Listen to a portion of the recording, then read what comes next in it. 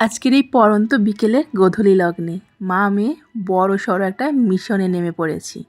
এই সাইকেলটা পাখির বাসায় নিয়ে আসার পরপরই পাখির একটুখানি ইচ্ছে জেগেছিল যে সে সাইকেল চালিয়ে মনার বাড়িতে যাবে, কিন্তু এই কদিনে আমি সেরকম টাইম পাইনি আর ভেবেছি যেতে পারবে কি পারবে না।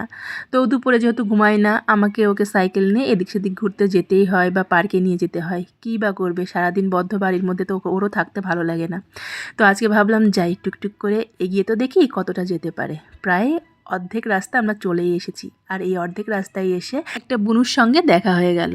আর বুনুকে দেখা মাত্রই পাখিও বুনুকে ধরে আদর, বুনুও দিদিভাইয়ের সাইকেলে উঠবে। সে কত তাদের গল্প যেন আর শেষই হয় না। গল্প টল্প শেষ করে আবার চললাম মা মেয়েতে, আর চলতে চলতে এই যে চলে এসেছি মনার বাড়িতে।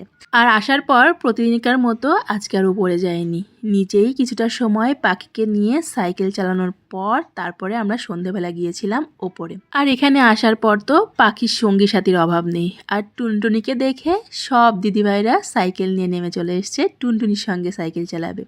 মনা ওপর থেকে বুঝতে পেরে টুকটুক করে নেমে এসে পাখিকে দিল সারপ্রাইজ। আর পাখিও মনাকে ঠিক চিনতে পেরে গেছে যে এটা মনারই হাত, অন্য কারো হাত এটা হবেই না। আস্তে আস্তে কিন্তু বেলাটা অনেকটাই বড় হয়ে গিয়েছে।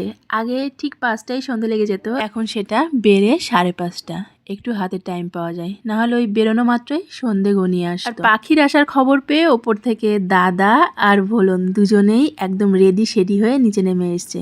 আর সবাই সাইকেল চালাবে, ভোলন কি করবে, সে কি খালি হাত পায়ে দাঁড়িয়ে থাকবে? সেও বগলতলায় করে তার গাড়িখানা নিয়েই এসছে। ওদের সঙ্গে পাল্লা দিয়ে সেও সাইকেল চালাচ্ছে। এখনও কিন্তু প্যাডেল ঘোরাতে পারে না, কিন্তু তার এই ছোট্ট ছোট্ট পায়ের জোরও কিন্তু কম নয়। সবার সঙ্গে সেও সমান গতিতে সাইকেল চালাচ্ছে।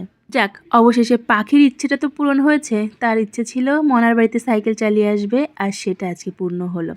অনেকদিনই বলে, বাবু বলে আমাকে খবর দিস, আমি এসে নিয়ে যাব। আমি ভাবি হয়তো যদি মাঝপথে বলে আমি আর সাইকেল চালাবো না, তখন সে কি করবে?